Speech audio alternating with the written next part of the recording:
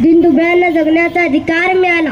कोटी कोटी अभिवादन त्या महामानवाला ज्यांनी संविधान रूपी समतेचा अधिकार दिला. डॉक्टर बाबासाहेब आंबेडकरांची जयंती ही साजरी करण्यामागे नेमका उद्देश काय, हेतू काय, हे देखील आपण समजून घेतले पाहिजे. डॉक्टर बाबासाहेबांची जयंती ही त्यांच्या कार्याला सलाम करण्यासाठी, त्यांनी केलेल्या कार्याची लोकांना जाणीव करून देण्यासाठी,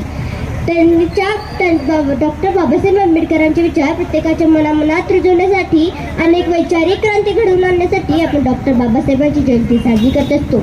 आपली मुलं शिकून सवरून मोठी होऊन डॉक्टर बाबासाहेबांनी दाखवलेल्या मार्गावर चालली पाहिजे, यासाठी प्रत्येक जयंतीला आपण त्यांना विनम्र अभिवादन करत असतो.